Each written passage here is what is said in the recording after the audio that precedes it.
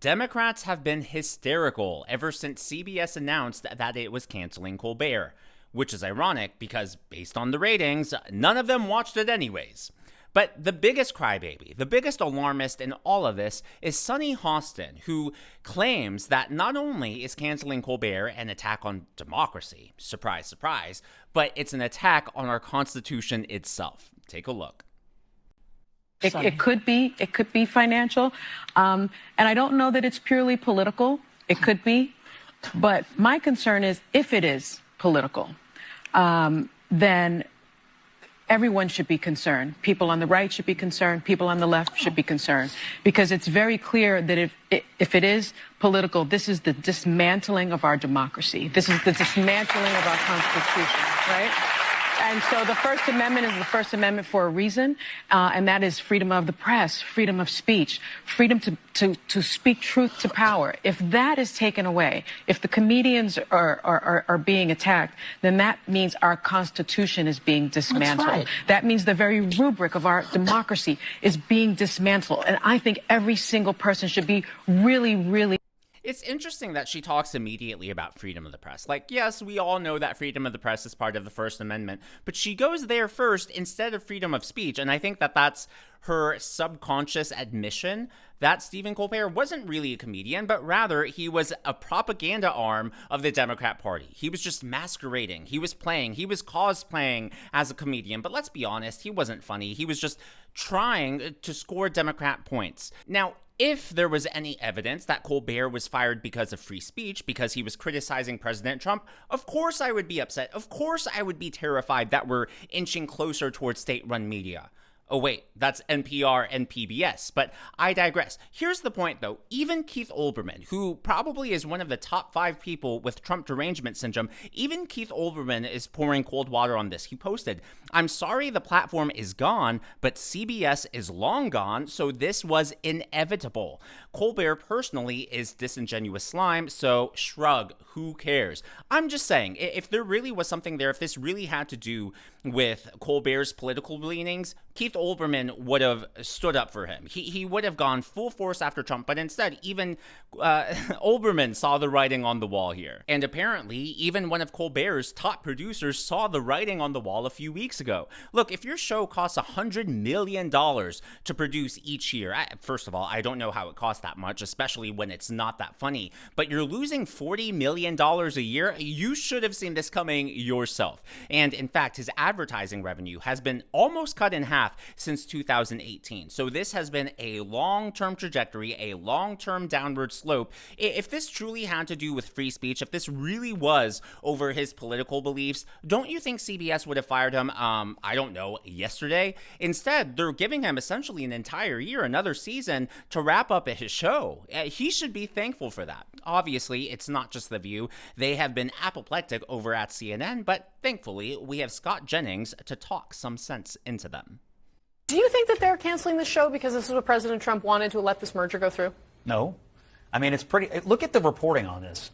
On and off the record, executives all over are saying, we had to do it for financial reasons. This is a massive show with a massive staff. It's losing a massive amount of money.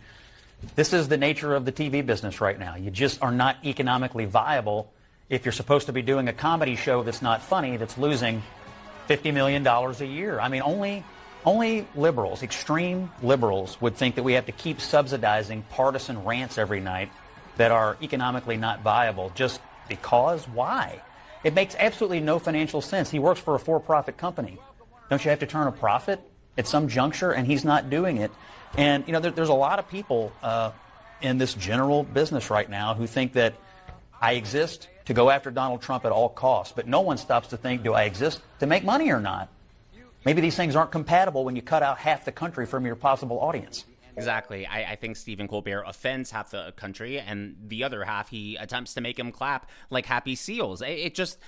How does that work as a business model? It doesn't. Now, one of the things that Scott Jennings said that stood out to me was he talked about what producers are saying on and off record there. And so many of them are coming out confirming the financials and how bad it's doing financially. If there really was a whiff, just the teeniest scent that this was politically driven, with all of the anonymous leaks that have happened over the years when it comes to President Trump, don't you think someone would put that out there? But they don't. The reason the Democrats are really hyping this up is obviously, number one, to fearmonger, but number two, it's to distract from President Trump's accomplishments. So obviously the largest legislative accomplishment so far is the OB cubed, which is almost a month in the rearview mirror. But it's not just that. President Trump is still striking trade deals left and right. I mean, how many people do you think know that the president of the Philippines, which of course I'm Filipino, was in the White House yesterday? Take a look at this. This is Trump welcoming Filipino President Ferdinand Bongbong Marcos to the White House.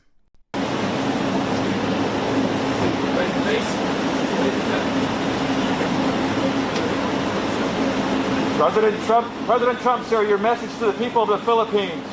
Love them. Can you get a trade deal done? And we respect their leader greatly. This is their leader. You. Can you get a He's very tough on negotiating, but that's okay. President Marcos, you think you'll get a deal done today, sir? I think we will. And by the way, they did get a trade deal done. It is a huge deal. I believe it's like 19% tariffs and then opening up both economies totally. Trump talked about this some in the Oval Office, but he actually said something that goes beyond the trade deals, because that's part of the reason why President Marcos came here to meet with President Trump. They were talking about military deals as well, and this is really important. We'll expand more on this on the other side. It's a great honor to have President Ferdinand Marcos Jr. of the Philippines, a great family legacy, and highly respected in this country. I know that because I have many friends in the Philippines, and there's great respect, or I couldn't say it, so congratulations. We're going to be talking about trade. We're going to be talking about war and peace. They're a very important nation militarily, and we've had some great drills lately. We're back with them. I think I can say that the last administration was not getting along with them too well. They didn't get along with anybody. They didn't know. Honestly, they didn't know what they were doing. But we have some fantastic military relationships with the Philippines, and that's been reinstituted. And Pete, I would say that you couldn't be happier, right, with the relationship. So I just want to say it's an honor to have you. We're going to talk about trade today. And we're very close to finishing a trade deal, big trade deal actually, and we do a lot of business with you. It's a lot of income coming in for both groups. But I was surprised to see the kind of numbers. They're very big, and they're going to get bigger under what we're doing and what we're proposing. And I just want to thank you for being with us. It's a great honor. You and your representative. It's really a great honor. And you heard President Trump reference Pete Hegseth there, and Marcos did meet with Hegseth. So here was the official procession there. More pictures, just a really big day. And basically what's happening is the U.S. and the Philippines have a long-standing alliance, and it's mutually beneficial, of course, as all alliances should be. But what we're doing is really focusing on deterrence when it comes to China. Of course, many people, including our own administration, are worried about the potential of China invading Taiwan. And China has been very aggressive. They've been really escalating things in the South China Sea. And many in the intelligence community, in the Pentagon, view the aggressions as them testing the waters, seeing how far they can push those boundaries and seeing what the U.S. response will be. When it comes to the Philippines specifically, Chinese warships have rammed Philippine fishing boats and Philippine vessels. And so it really is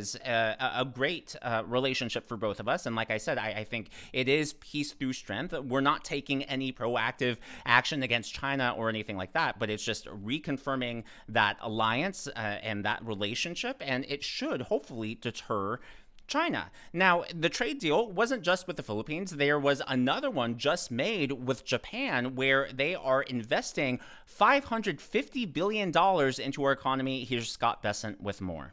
$15 for Japan for reciprocal tariffs for autos. That is a different kind of deal, but because the Japanese proposed a very innovative solution. We've been working with them for months, the trade team, myself, Ambassador Greer, Secretary Lutnick, and they came to us with the idea of a Japan-U.S. partnership where they are going to provide equity, credit guarantees, and funding for major projects in the U.S. So they got the 15% rate because they were willing to provide this innovative financing mechanism. And not just deals in Asia. A ton of deals have been made when it comes to Africa, not just peace deals, but mineral deals as well. And basically, the Trump administration stance is, hey, no more just free aid, but rather trade. And we can all benefit from trade. And in fact, one of the things that the Democrats don't want to talk about is that African leaders for decades have been pleading for trade rather than aid. Like, some of them did want just the free handouts, but a lot of them say, hey, let us build our own economy. And this is not only good for our relationship with African countries, but it also, again, goes back to China, where China has been trying to make inroads in many countries, and they've been trying to build their network, and that network did run through Africa. And now we're striking deals with African countries. That is just great news.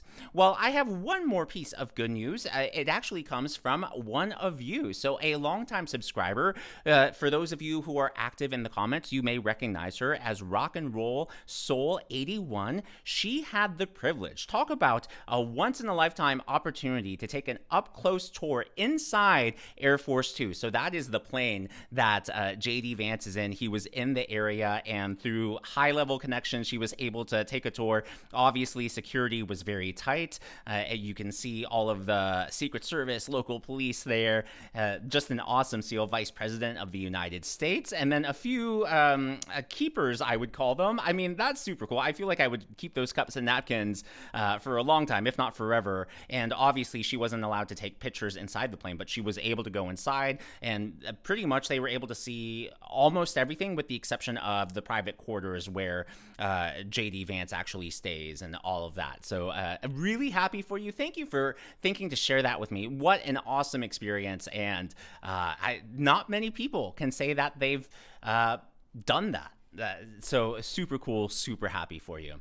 As always, though, everything in this video is just my analysis and commentary. This is what's going on in the world of politics from my point of view, and I would love to hear from you. So, is any part of you concerned that Colbert's cancellation has to do with his political views, or are you 100% sold on the claim that it's financial? If I have to be honest, I'm about 90% sure it's financial. Part of me is always skeptical, so I'd say 10% is in that camp and is always open for new information. I think that, you should always be willing to change your mind as new information comes out. But the way things stand, based on all the evidence, not speculation, as well as just common sense, 90%, yeah, I would bet money if I were a betting man that he was canceled for financial reasons and not political ones.